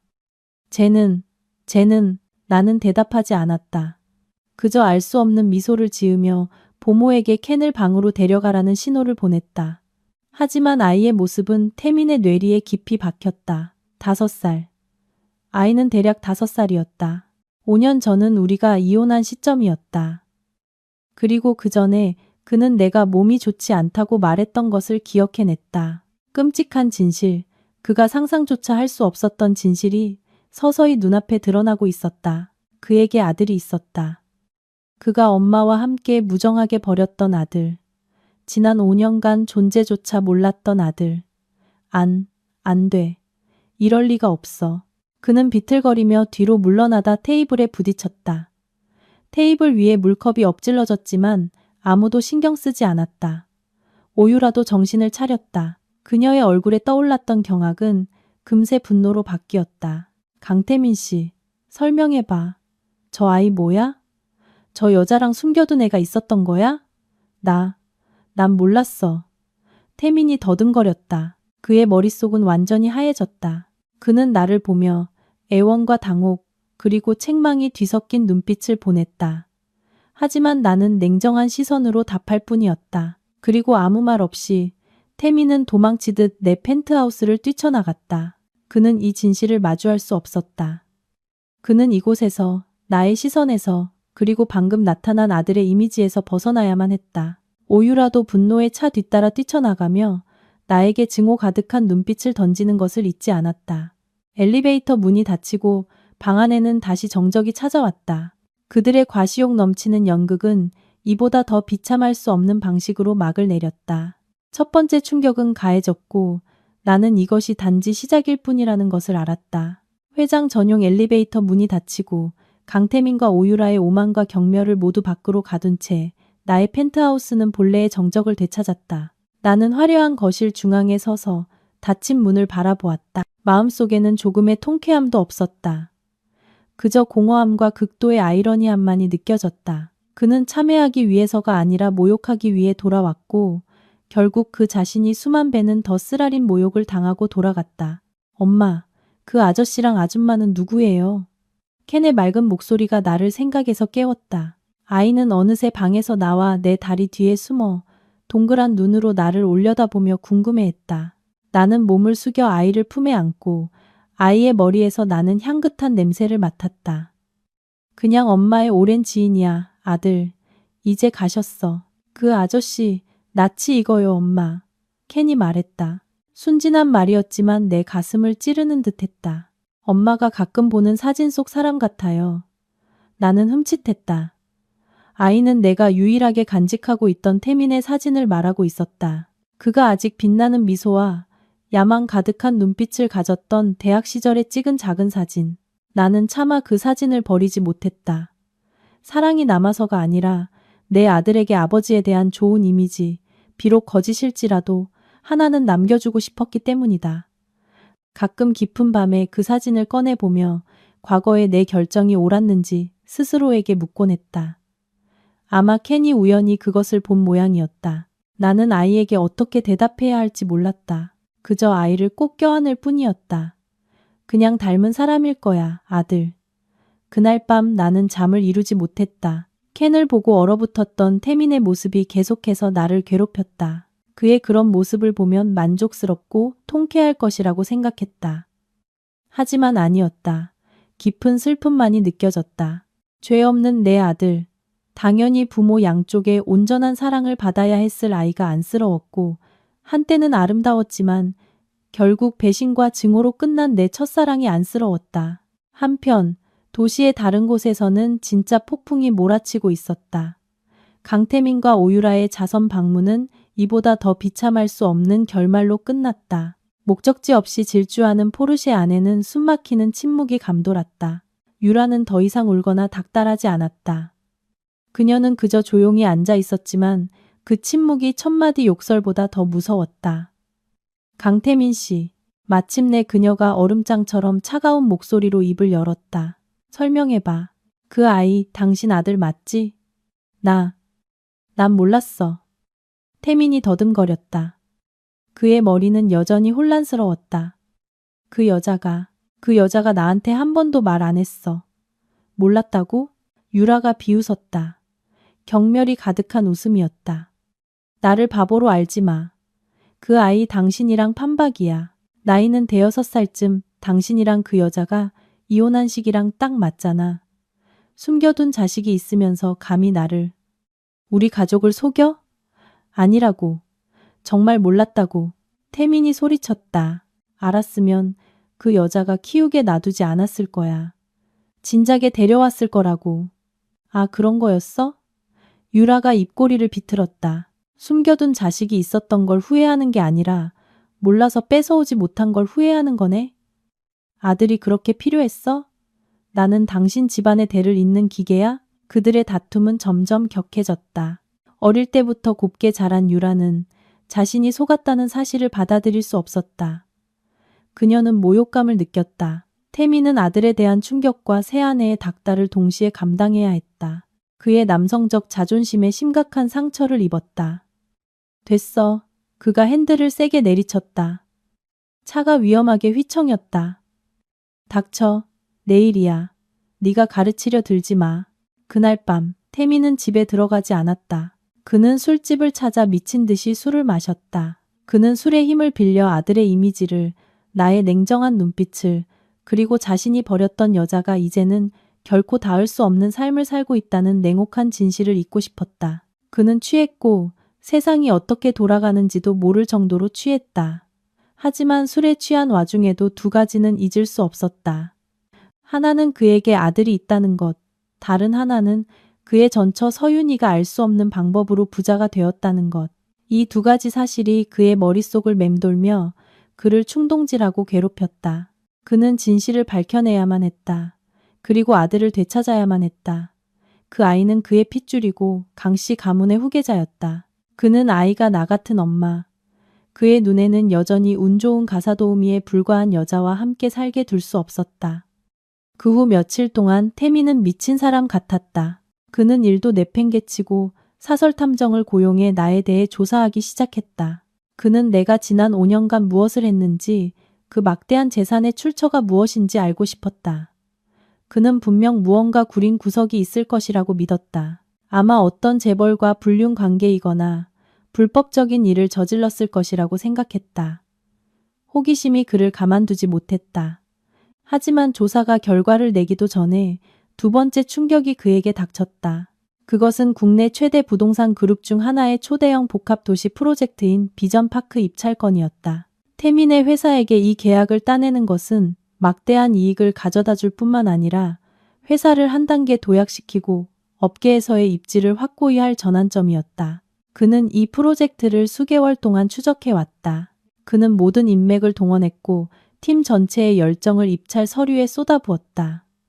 그는 자신의 경험과 능력으로 볼 때 승산이 매우 높다고 자신했다. 그는 그 기회가 사실은 내 계획의 일부라는 것을 몰랐다. 그 부동산 그룹은 데이비드가 운영하는 투자펀드의 중요한 전략적 파트너 중 하나였다. 그리고 데이비드는 나의 요청에 따라 그들에게 강태민 회사의 능력을 넌지시 언급하며 그가 최종 라운드에 진출할 수 있도록 길을 열어주었다. 나는 그를 돕고 싶었던 것이 아니었다. 나는 단지 무대를 만들고 싶었을 뿐이었다. 내가 등장하여 마지막 결정타를 날릴 수 있는 충분히 크고 화려한 무대를. 다음 날 아침, 태민이 나를 찾아왔던 바로 그날, 최종 입찰 심사가 열리는 날이었다. 그는 마음속의 모든 혼란을 잠시 접어두고 이 생사를 건 전투에 집중해야 했다. 그는 가장 좋은 정장을 차려입고 위험 있는 대표의 모습을 되찾으려 애썼다. 하지만 돛한 눈과 지친 얼굴은 밤새 잠 못 이룬 흔적을 감추지 못했다. 그는 그룹 본사, 도심의 한 고층 빌딩에 도착했다. 심사위원단이 이미 기다리고 있는 큰 회의실로 들어서자 그의 심장이 조금 더 빨리 뛰었다. 그는 오늘 주재자 자리에 앉는 사람이 익숙한 부회장이 아니라 최종 결정권을 가진 전략적 파트너사에 새로 임명된 특별한 인물이라는 것을 알고 있었다. 해외에서 막 돌아온 매우 유능하고 신비로운 여성 기업가라는 소문이 돌았다. 태미는 자기 자리에 앉았다. 수십 개의 시선이 그에게 쏠렸다. 그는 깊은 숨을 들이쉬고 자신의 경력에서 가장 중요한 발표를 준비했다. 그리고 정확히 10시 회의실 문이 열리고 모두가 기다리던 신비의 CEO가 들어섰다. 회의실의 모든 사람이 일제히 일어섰지만 오직 강태민만이 움직이지 못했다. 그의 온몸이 돌처럼 굳었고 피가 솟는 것 같았다. 그는 믿을 수 없다는 듯 눈을 크게 뜨고 들어오는 여자를 뚫어지게 쳐다봤다. 그 사람은 다름 아닌 서윤이, 바로 나였다. 나는 더 이상 소박한 전업주부나 불쌍한 미혼모가 아니었다. 나는 루나 서였다. 나는 세련된 네이비 색상의 파워수트를 입고 있었고 개성 있는 쇼컷 헤어에 날카로운 화장을 하고 있었다. 크리스찬 루부탱 하이힐을 신고 걷는 내 발걸음 하나하나에서는 자신감과 절대적인 권위가 뿜어져 나왔다.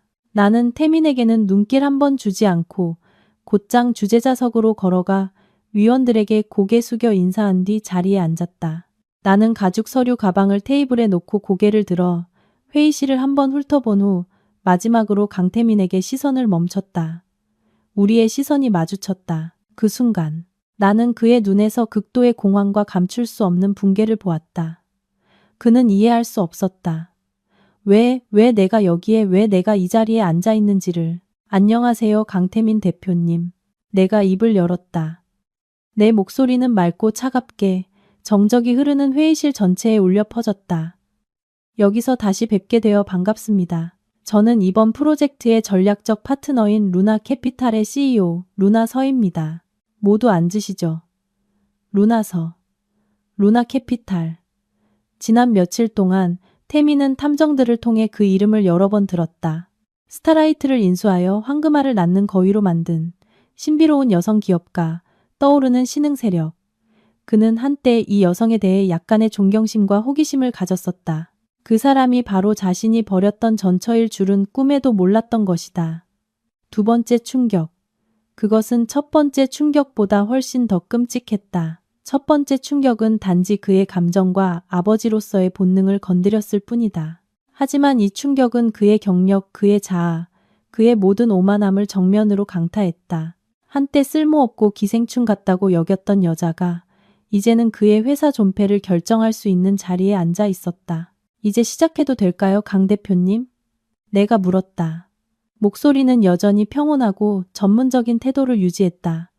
귀사의 획기적인 아이디어를 듣고 싶습니다. 태미는 깜짝 놀라 어색하게 일어섰다. 그는 서류를 펴려고 했지만 손이 너무 떨려 종이를 넘길 수조차 없었다. 그는 나를 올려다보고 다시 맞은편에 앉은 권위 있는 얼굴들을 쳐다봤다. 그의 머릿속은 완전히 하얘졌다. 그가 열심히 준비했던 모든 웅변적인 말들과 인상적인 숫자들은 모두 어디론가 사라져 버렸다. 그의 머릿속에는 단 하나의 질문만이 맴돌았다. 어째서? 연극은 이보다 더 예상치 못하고 극적인 방식으로 막을 내렸고 최후의 심판은 이제 막 시작되려 하고 있었다. 강태민은 스스로 법정에 들어섰다. 변호인도 없는 상업계의 법정. 그리고 판사는 바로 그가 한때 무자비하게 짓밟았던 사람이었다. 회의실 안의 공기는 강태민이 마른 침을 삼키는 소리가 들릴 정도로 숨이 막혔다. 그는 밝은 조명 아래 발표대에 서 있었지만 얼굴은 생기 하나 없이 잿빛이었다. 그는 마치 공연 직전 대사를 잊어버린 배우처럼 화려한 무대 한가운데서 어쩔 줄 모르고 서 있었다. 심사위원단 전체는 이해할 수 없다는 눈빛과 약간의 실망감을 섞어 그를 쳐다봤다. 그들은 자신감 넘치는 대표의 인상적인 발표를 기대했지 어색한 침묵을 기대한 것이 아니었다. 나는 주재자석에 앉아 그의 비참한 모습을 조용히 관찰했다. 통쾌하지 않았다. 그저 극도의 아이러니함만이 느껴졌다. 인간이란 오만이라는 껍질과 스스로 만든 환상을 벗겨내면 그 속은 이토록 연약하고 공허한 존재였던가. 강 대표님, 내가 숨막히는 침묵을 깨며 입을 열었다. 내 목소리는 여전히 개인적인 감정 하나 없이 평온하고 전문적이었다. 아마 조금 긴장하신 것 같군요. 괜찮습니다. 발표 준비가 아직 안 되셨다면 형식을 조금 바꿔보죠. 제가 질문하고 대표님께서 대답하시는 건 어떻습니까? 내 제안은 겉보기에는 그를 공경해서 구해주는 구원의 손길처럼 들렸을 것이다. 태미는 마치 구명 튜브에 매달리듯 기계적으로 고개를 끄덕였다. 네네, 괜찮습니다. 감사합니다, 대표님. 그는 아마 질의응답이 긴 발표보다 쉬울 것이라고 생각했을 것이다. 그는 틀렸다. 진짜 고문은 이제부터 시작이었다. 나는 건설 기술이나 건축에 대한 질문은 하지 않을 것이다. 그것이 그의 전문 분야라는 것을 알고 있었다. 그에게 실력을 뽐낼 기회를 주지 않을 것이다. 대신 나는 그를 완전히 다른 세계로 끌어들일 것이다. 내가 알기로 그는 그저 앵무새처럼 흉내만 내는 현실 비즈니스의 세계로. 좋습니다. 첫 번째 질문입니다. 내가 그를 똑바로 쳐다보며 시작했다. 서류에 따르면 귀사는 고급 아파트 단지 건설 경험이 풍부하다고 하셨습니다. 만약 이번 프로젝트 입찰에 성공했다고 가정해 봅시다. 그런데 착공 직후 세계 시장 변동으로 인해 철강, 시멘트 등 주요 원자재 가격이 갑자기 30% 폭등합니다. 동시에 지역 주민 일부가 공사로 인한 소음과 먼지 오염에 항의하며 시위를 벌여 자재 운반 차량의 현장 진입을 막습니다. 프로젝트 책임자로서 일주일 안에 무엇을 하시겠습니까? 회의실은 조용해졌다. 이것은 어떤 리더라도 직면해야 할 전형적인 비즈니스 현장의 이중 위기 상황이었다. 심사위원들은 모두 경험 많은 대표의 답변을 기대하며 태민을 쳐다봤다. 태민은 굳어버렸다. 그는 이런 질문을 예상하지 못했다. 그는 당황하며 머릿속이 복잡해졌고 배운 지식과 부족한 경험을 필사적으로 떠올리려 애썼다. 네, 대표님. 그가 더듬거리며 말했다. 우선 자재 가격 문제에 대해서는 공급업체와 재협상을 진행하여 더 유리한 가격을 얻도록 하겠습니다. 동시에 불필요한 비용을 줄일 수 있는 항목을 재검토하겠습니다. 재협상이요? 내가 비웃었다. 숨기지 않는 웃음이었다. 강 대표님, 이건 세계 시장의 변동입니다. 시장에서 물건값 깎듯이 흥정할 수 있는 문제가 아닙니다. 공급업체들이 정 때문에 손해보고 팔 거라고 생각하십니까? 그리고 비용 절감이라니. 무엇을 줄이실 겁니까? 공사 품질? 아니면 근로자 안전? 태민의 얼굴이 붉어졌다. 그가 더듬거렸다. 아닙니다. 그리고 주민 문제에 대해서는 관할 구청과 협력하여 군중을 해산시키도록 요청하겠습니다. 구청에 요청한다고요? 내가 그의 말을 가차없이 끊었다. 권력을 이용해 주민들을 억압하시겠다고요? 언론에 미칠 파장은 생각해 보셨습니까? 충돌 장면을 담은 사진 한 장, 영상 하나만 인터넷에 올라가도 프로젝트 전체와 우리 그룹의 신뢰도는 무너집니다. 리더란 주먹이 아닌 머리로 문제를 해결하는 사람입니다. 이보다 더 나은 해결책은 없으십니까? 강 대표님? 나의 질문은 날카롭게 문제의 핵심을 찌르며 그가 피할 틈을 주지 않고 쏟아졌다. 태민은 완전히 압도당했고 차가운 땀이 이마에 맺히기 시작했다. 그는 할 말을 잃고 서 있었다. 복잡한 현실 문제 앞에서 그의 모든 경험과 자신감은 거대한 영으로 드러났다. 그의 침묵이 곧 대답이었다. 나는 그가 부끄러워할 시간도 주지 않았다. 나는 그의 인간 본성을 더 깊이 파고드는 두 번째 질문을 이어갔다. 좋습니다. 그건 넘어가죠. 나는 의자에 등을 기대며 더 차가운 목소리로 말했다. 귀사 서류에는 회사의 경영 철학이 신뢰와 책임이라고 적혀 있습니다. 아주 좋은 철학이네요. 그래서 좀 더 개인적인 질문을 하나 드리고 싶습니다. 만약 당신에게 가장 힘든 시절을 함께 겪고 당신의 성공을 위해 모든 것을 희생한 아내가 있다고 가정해 봅시다. 그런데 성공하고 나니 그녀가 더 이상 당신 수준에 맞지 않는다고 느낍니다. 당신은 외도하고 그녀가 가장 힘들 때 그녀를 버립니다.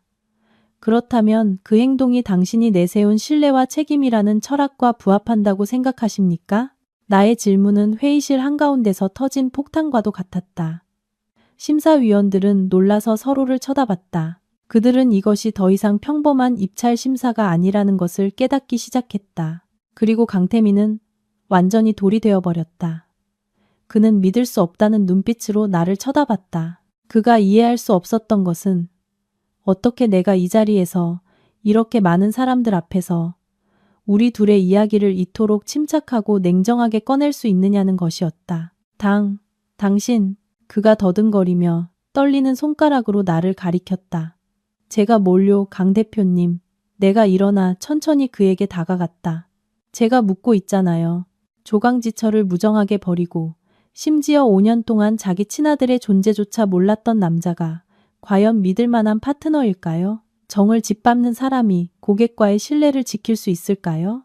그리고 자기 가족에게 무책임한 사람이 수천억 원짜리 프로젝트에 책임을 질 수 있을까요? 나는 그의 바로 앞에 멈춰 서서 공포와 굴욕으로 가득 찬 그의 눈을 똑바로 쳐다봤다. 대답해 보세요, 강 대표님.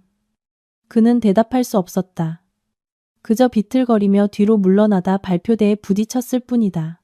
성공한 대표, 모범적인 남자라는 그의 모든 껍질은 그가 가장 인상 깊게 보이고 싶었던 사람들 앞에서 나에 의해 무자비하게 벗겨졌다. 나는 내 자리로 돌아가 테이블 위에 준비되어 있던 계약서를 집어들었다. 여러분, 내가 위원들에게 말했다.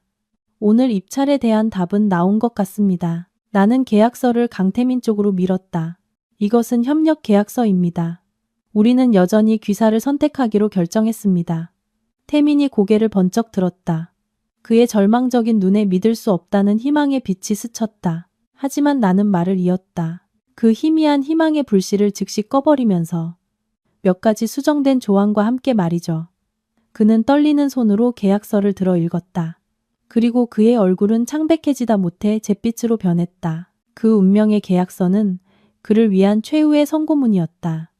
강태민은 계약서를 손에 들고 있었지만 손이 너무 떨려 글자들이 눈앞에서 춤을 추는 것 같았다. 그는 몇 번이고 반복해서 읽고 나서야 자신이 보고 있는 것을 믿을 수 있었다. 그것은 협력 계약서가 아니었다. 그것은 노예 계약서였다. 주요 조항들이 완전히 바뀌어 있었다. 그의 회사는 주 계약자가 아닌 우리가 지정한 다른 회사의 전면적인 감독을 받는 하청 시공업체에 불과했다. 프로젝트 이익 중 그의 회사가 가져갈 몫은 고작 5%였다. 비용도 충당하기 어려운 헐값 수준이었다. 그리고 가장 잔인한 조항은 프로젝트 진행 기간 동안 강태민 회사의 모든 경영권이 일시적으로 우리 측 대표에게 이양된다는 것이었다. 대표인 그는 이름만 있을 뿐 아무것도 결정할 권한이 없는 허수아비가 되는 것이었다. 이건 모욕이야. 태민이 소리치며 계약서를 테이블에 내던졌다. 당신들은 나를 내 회사에서 일하는 머슴으로 만들려는 거야. 정확해요. 내가 얼음장처럼 차가운 목소리로 대답했다. 그게 당신의 오만과 배신에 대한 대가예요. 선택지는 두 가지예요. 하나, 이 계약서에 서명하세요.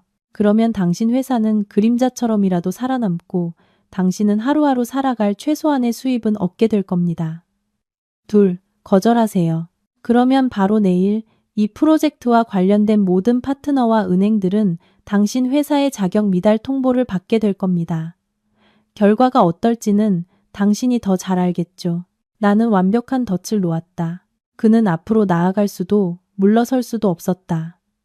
서명하면 내 손안의 꼭두각시가 되는 것이고 서명하지 않으면 파산이었다. 태민은 회의실 중앙에서 수십 개의 시선 아래 서 있었다. 그는 완전히 막다른 길에 몰렸다. 성공한 대표. 언제나 자신이 우주의 중심이라고 여겼던 남자는 이제 내 체스판 위에 졸에 불과했다. 마침내 한참의 갈등 끝에 그는 무너졌다. 그는 비틀거리며 다가와 펜을 집어들고 떨리는 손으로 계약서에 서명했다. 그의 경력과 자존심의 종지부를 찍는 삐뚤빼뚤한 서명이었다. 회의는 끝났고 태민은 넋이 나간 사람처럼 회의실을 빠져나갔다. 그는 더 이상 내 눈을 똑바로 쳐다보지 못했다. 그는 졌다. 비참하게. 여러분, 저와 강태민의 이야기는 기본적으로 여기서 끝이 났습니다. 그는 자신의 배신에 대해 너무나 비싼 대가를 치러야 했습니다. 그의 회사는 이제 완전히 루나 캐피탈의 통제하에 놓였습니다. 그는 여전히 대표 직함을 가지고 매일 출근해야 했지만 그저 그곳에 앉아 다른 사람이 자신의 심혈을 기울인 회사를 운영하는 것을 무력하게 지켜볼 뿐이었습니다. 그것은 파산보다 더 고통스러운 정신적 고문이었습니다. 오유라는 진실을 알게 된 후 주저없이 이혼 소송을 제기하여 태민의 남은 재산마저 챙겨 다른 부자를 찾아 떠났습니다. 태민의 가족도 산산조각 났습니다. 그의 어머니 최 여사님은 큰 충격으로 중병을 앓게 되었습니다. 그리고 저는 제게 속했던 것들을 되찾았습니다. 하지만 기쁘지 않았습니다. 그저 피로감과 공허함만이 느껴졌습니다. 복수는 결국 마음의 상처를 채워주지 못했습니다. 하지만 제게는 켄이 있었습니다. 제 아들이 바로 제가 계속 나아갈 수 있는 빛이자 동력이었습니다. 저는 아들에게 아버지에 대한 진실을 말하지 않았습니다. 아빠가 큰 실수를 저질러서 그 실수를 바로잡기 위해 아주 먼 곳으로 떠났다고만 말했습니다. 저는 아들에게 아버지에 대한 희미한 이미지라도 지켜주고 싶었습니다. 그리고 제 삶도 새로운 장을 열었습니다. 태민의 회사를 구조조정하는 과정에서 저는 데이비드와 함께 일했습니다. 그는 친구이자 스승일 뿐만 아니라 매우 따뜻하고 이해심 많은 남자였습니다. 그는 제 곁에서 들어주고 공유하며 제 마음의 상처를 치유하는 데 도움을 주었습니다. 우리의 사랑은 아주 자연스럽고 부드럽게 찾아왔습니다. 그는 저와 켄을 모두 사랑했고 우리 모자에게 진정한 가정을 선물해 주었습니다. 여러분, 제 이야기는 여기서 끝입니다. 수많은 고난과 굴욕을 겪고 마침내 평화를 찾은 긴 여정이었습니다. 모든 것을 되돌아보며 저는 저 자신을 위한 깊은 교훈을 얻었습니다. 첫 번째 교훈은 자존감과 독립의 가치에 대한 것입니다. 저를 일어서게 하고 저항할 힘을 준 것은 바로 제 경력과 경제적 자립 능력이었습니다. 특히 여성 여러분, 절대 꿈을 포기하지 말고 누구에게도 의존해서 살지 마십시오. 자신의 두 발로 설 수 있을 때만이 자신의 삶을 결정할 목소리와 권리를 가질 수 있기 때문입니다. 두 번째 교훈은 교만과 타인에 대한 경멸이 얼마나 위험한지에 대한 것입니다. 강태민의 이야기가 바로 그 명백한 증거입니다. 정상에 섰을 때 함께 올라온 사람들을 절대 잊지 마십시오. 다른 사람을 경멸할 때 당신은 어쩌면 당신 자신의 은인을 경멸하고 있는 것일지도 모릅니다. 겸손과 감사의 마음이야말로 모든 성공의 가장 견고한 기반입니다. 그리고 마지막으로 가장 중요한 교훈은 사랑과 용서에 대한 것입니다. 저는 태민을 완전히 파멸시키지 않았습니다. 비록 쓰라린 길이었지만 그에게 살 길을 열어주었습니다. 왜냐하면 최고의 복수는 적을 지옥으로 끌어내리는 것이 아니라 그들이 결코 닿을 수 없는 행복하고 찬란한 삶을 사는 것임을 깨달았기 때문입니다. 그리고 용서는 그들이 그럴 자격이 있어서가 아니라 우리 자신의 영혼이 평화를 누릴 자격이 있기 때문입니다. 제 이야기를 통해 우리 각자가 삶의 어려움에 맞설 힘과 용기를 얻기를 바랍니다. 항상 자신의 가치를 믿고 그 누구도 당신의 존엄성을 짓밟도록 허락하지 마십시오. 모든 폭풍이 지나간 후 우리가 굳건히 서 있을 만큼 강하다면 우리는 더 푸른 하늘과 저 앞에서 기다리는 눈부신 여명을 보게 될 테니까요. 여러분, 서윤이 혹은 루나 서라는 여성의 파란만장했지만 강인했던 여정은 이렇게 막을 내렸습니다. 방금의 이야기를 되새겨보면 아마 우리 각자의 마음속에는 매우 다른 감정들이 교차하고 있을 겁니다. 어떤 분은 배신하고 오만했던 자가 자신이 저지른 일에 대해 값비싼 대가를 치르는 통쾌한 복수극의 만족감을 느꼈을지도 모릅니다. 또 어떤 분은 한 여성의 청춘이 거짓 속에 살아야 했고 사랑이 무참히 짓밟힌 것에 대해 안타까움을 느꼈을 수도 있습니다. 혹은 인격의 뒤틀림, 탐욕과 헛된 자존심이 한 인간을 얼마나 잔인하고 비천하게 만들 수 있는지에 대해 소름이 돋았을지도 모릅니다. 하지만 이 모든 감정의 파도가 지나가고 극적인 사건들이 마무리되고 연극의 막이 내렸을 때 이 이야기는 우리 마음의 진정으로 어떤 성찰의 씨앗을 심어주었을까요? 이것은 단순히 복수, 돈, 권력에 대한 자극적인 이야기가 아닙니다. 더 깊은 곳에는 한 인간의 진정한 가치, 사랑 속에서 자신을 잃는 것의 위험성, 희생과 나약함 사이의 미세한 경계, 그리고 실패의 잿더미 속에서 일어서는 이성의 놀라운 힘에 대한 값비싼 교훈이 담겨 있습니다. 이 이야기가 주는 첫 번째이자 가장 고통스러운 교훈은 맹목적인 희생과 자신을 사랑하는 것의 가치에 대한 날카로운 경고입니다. 7년 전에 서윤이는 우리 주변의 많은 여성들을 대변합니다. 그녀는 사랑이 있었고 총명함과 선량함, 그리고 희생적인 마음을 가졌습니다. 그녀는 편안한 삶을 기꺼이 포기하고 뒤로 물러나 평범한 주부가 되는 것을 받아들였습니다. 오직 그녀의 남자가 빛날 수 있도록 말입니다. 그녀는 자신의 계산 없는 희생이 가장 견고한 끈이 되고 영원한 사랑의 보증수표가 될 것이라고 순진하게 믿었습니다. 하지만 여러분, 이야기는 우리에게 냉혹한 진실을 보여주었습니다. 선의와 희생이 잘못된 곳에 놓이면 그것은 존중으로 변하는 것이 아니라 당연한 것이 되고 다른 사람이 마음껏 이용하고 경멸하도록 허락하는 것이 됩니다. 서윤이의 희생은 강태민의 눈에 사랑이 아니라 안주이자 열등함이었습니다. 그는 그녀가 만들어준 성공 속에서 살고 그녀의 노력의 결실을 누렸지만 감사하기는커녕 자신을 지지해준 사람을 비난하고 멸시했습니다. 그는 그녀의 소박함을 촌스럽다고, 그녀의 헌신을 지루하다고 여겼습니다. 이것은 우리에게, 특히 여성들에게 인생에서 매우 중요한 한 가지를 상기시켜 줍니다. 한 사람을 온 마음으로 사랑하고 가족을 위해 헌신하는 것은 매우 고귀한 일입니다. 하지만 결코 그 누구를 위해서도 자기 자신을 잃지 마십시오. 누군가를 만족시키기 위해 자신의 꿈, 경력, 인간으로서의 핵심 가치를 포기하지 마십시오. 자신을 잃는 순간 다른 사람으로부터, 심지어 당신이 사랑하는 사람으로부터도 존중을 잃게 될 것이기 때문입니다. 진정으로 당신을 사랑하는 남자는 결코 당신에게 희생이나 포기를 강요하지 않을 것입니다. 그는 당신이 함께 성장하고 빛날 수 있도록 지지하고 격려할 것입니다. 당신에게 희생만을 요구하는 자들은 사실 당신을 사랑하는 것이 아닙니다. 그들은 자기 자신과 당신이 가져다주는 편리함만을 사랑할 뿐입니다.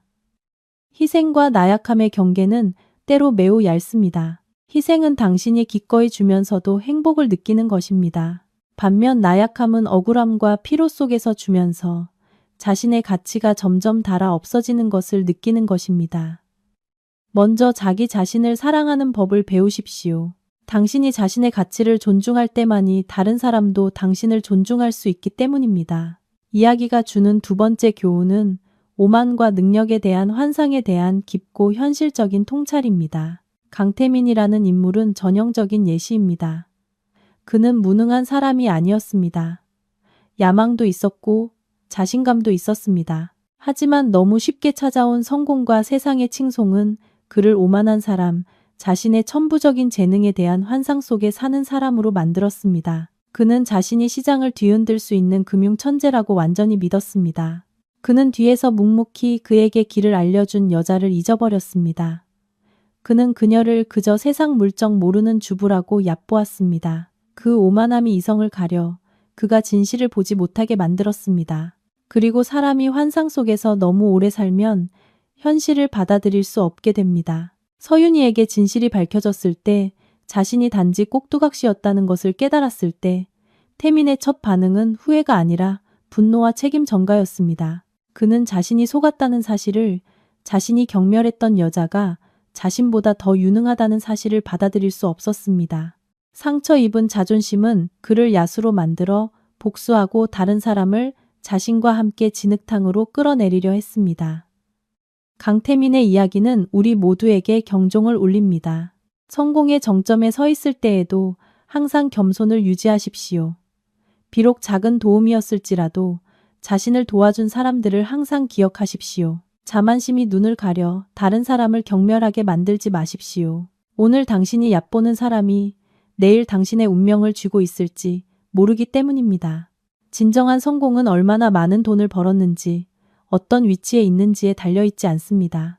가장 지속 가능한 성공은 당신이 인격과 겸손, 그리고 감사의 마음을 잃지 않을 때 이루어집니다. 하지만 아마도 이 이야기가 주는 가장 깊고 의미 있는 교훈은 실패로부터의 재탄생이 가진 비범한 힘에 대한 것일 겁니다. 서윤이는 고통의 가장 밑바닥까지 내몰렸습니다. 그녀는 배신당하고 버림받았으며 가족을 잃고 아이까지 잃을 뻔했습니다.